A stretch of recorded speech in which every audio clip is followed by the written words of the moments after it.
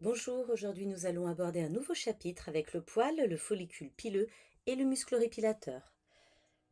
Ce chapitre est en savoir associé aux techniques liées au FANER, donc en biologie du pôle 2 du CAP, esthétique, cosmétique, parfumerie. Vous devez donc être capable, pour répondre aux questions du pôle 2, d'annoter un schéma du follicule pileux, de préciser les rôles du système pileux et du muscle répilateur, et enfin de préciser la localisation des poils. Au niveau de la répartition des poils, les poils sont répartis sur toute la surface du corps, sauf sur les lèvres, les paumes des mains et les plantes des pieds, région dite glabre. Glabre qui est dépourvue de poils.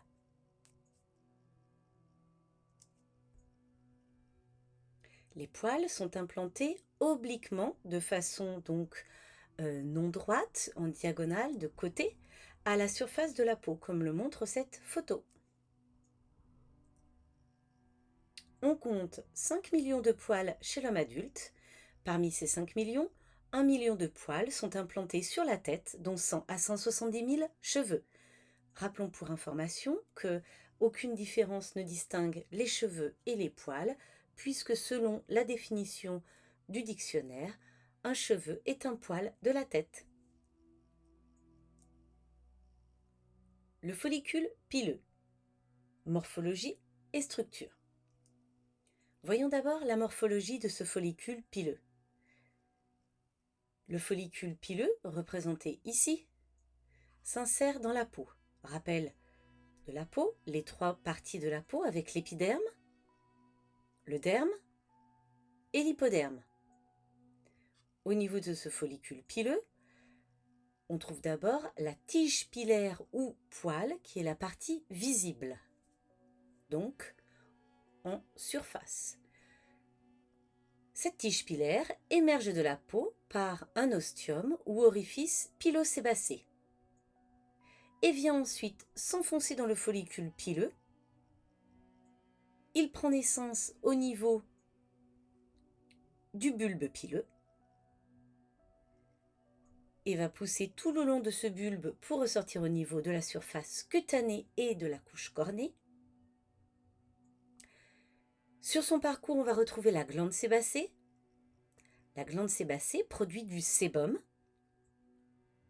et l'orifice pilosébacé s'appelle ainsi puisque c'est le même orifice d'où sort le sébum et le poil. Ce poil, pour se redresser, va être doté d'un muscle pilomoteur, autrement appelé muscle auripilateur. Ce muscle auripilateur, pour redresser le poil, doit se situer au niveau de la papille du derme et d'autre part s'insère au niveau du bulge, petite partie ici en relief. Au niveau de la papille, nous allons retrouver un renflement de cette zone, notamment pour permettre le passage par cette anse des capillaires sanguins qui permettront des échanges nutritifs et gazeux afin de nourrir le poil et permettre sa croissance. Voyons plus en détail la structure du follicule pileux. Comme le montre cette première image, l'épiderme plonge dans le derme comme un doigt de gant. Et nous comprenons bien la raison pour laquelle nous allons retrouver tout autour du follicule pileux la même structure que la peau. Il n'y a rien qui la différencie. On le voit sur ce petit schéma, on le retrouve également ici. Suivez en rouge la couche basale qui va faire tout le tour du follicule pileux. Au niveau des détails, on retrouve ici le bulbe pileux ainsi que la papille du poil. Au niveau de la papille, nous allons retrouver les cellules germinatives. Les cellules germinatives, comme leur nom l'indique, sont les seules cellules capables de se diviser, de créer donc d'autres cellules qui vont produire la kératine et permettre au poil de pousser tout au long du follicule jusqu'à l'extérieur. Entre ces cellules germinatives, nous retrouvons ici en bleu des mélanocytes. Les mélanocytes, comme pour la peau, permettent de colorer le poil. La papille du poil, nous retrouvons ici cette papille où se forme le poil notamment, et dans d'autres schémas fréquemment rencontrés au niveau des livres de biologie, vous retrouverez ici l'insertion des anses capillaires qui permettent le passage du sang et les échanges nutritifs et gazeux. Le sang permettra d'apporter oxygène et nutriments et récupérera les déchets et le CO2 issus du métabolisme cellulaire. Lorsqu'on regarde en noir le poil, on remarque qu'il est entouré de 2 gaines, ici la première en vert et la deuxième en rose. La première en vert est la gaine épithéliale interne. La gaine épithéliale interne est une enveloppe qui est entre la gaine épithéliale externe et le poil et qui va disparaître à l'endroit où débouche le canal de la glande sébacée. La gaine épithéliale externe, ici symbolisée en rose, est formée, comme l'épiderme, de plusieurs couches de cellules, dont bien sûr la couche cornée, en partie, et surtout la couche basale ici en rouge.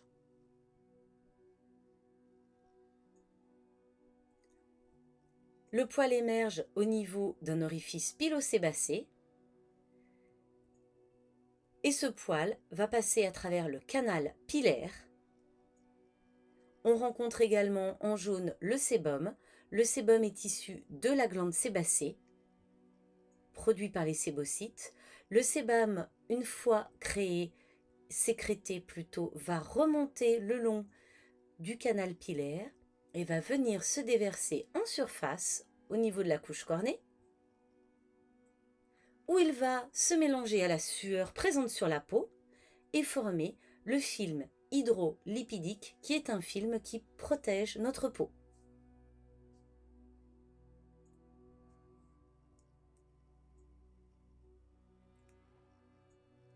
Voyons en détail la structure du poil.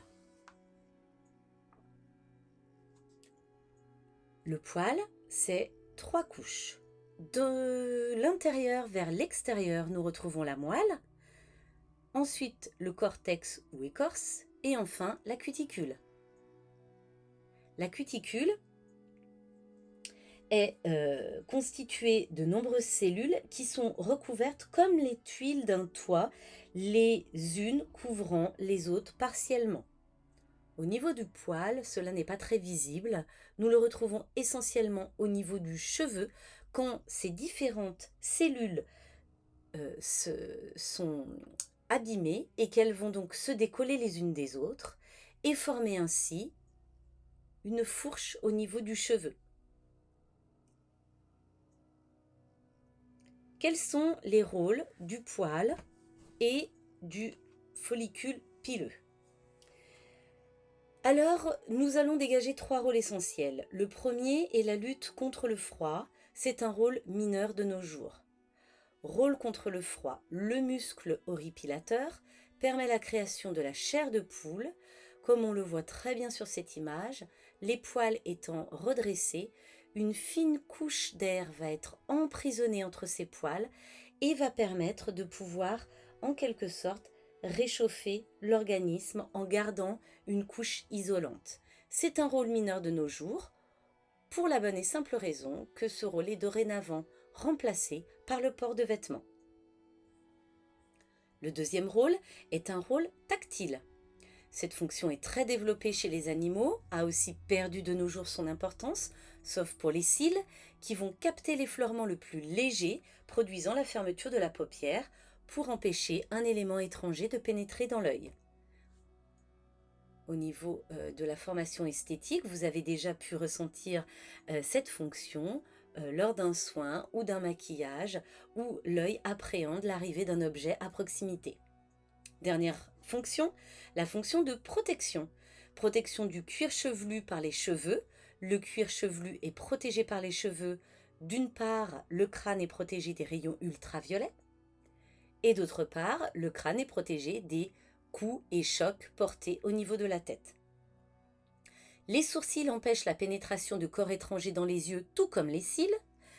Les sourcils vont également empêcher la sueur venant du front de couler dans les yeux. Enfin, les poils des oreilles et du nez empêchent l'introduction de corps étrangers dans ces orifices. Cette dernière fonction est la plus importante à l'heure actuelle. Parlons maintenant du muscle horripilateur ou pilomoteur. Les poils étant implantés obliquement dans la peau, la contraction des muscles horripilateurs, aussi appelés pilomoteurs, provoque le redressement des poils ou horripilation et par conséquent le phénomène de chair de poule. Ici sur cette image, nous voyons bien que le muscle pilomoteur est relâché. Le poil est donc implanté obliquement et en présence de froid, le muscle va se contracter. La contraction d'un muscle permet de gonfler le muscle, donc de le rétrécir, et va donc tirer sur le follicule permettant au poil de se redresser.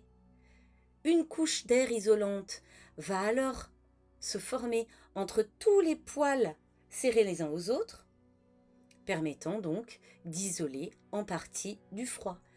La chair de poule apparaît au niveau de l'orifice pilosébacé comme une petite crête et donne l'apparence d'une chair de poule. Revenons sur ce rôle du muscle horripilateur. Le rôle premier du muscle horripilateur est de redresser le poil. Chez l'homme, le rôle de l'horripilation est de lutter contre le froid. Pour cela, elle permet de réchauffer la peau en produisant de la chaleur, puisque la contraction de n'importe quel muscle dissipe de l'énergie sous forme de chaleur, et d'autre part, d'emprisonner une fine couche d'air qui devient isolante entre les poils. Nous reprenons ici sur cette image la présence du muscle horripilateur et du poil. La contraction redresse le poil, forme la chair de poule et forme cette fine couche isolante. Pour mieux comprendre une petite animation, en présence du froid, l'information est envoyée au niveau du cerveau qui va capter l'information et induire une réaction de contraction musculaire permettant le redressement du poil.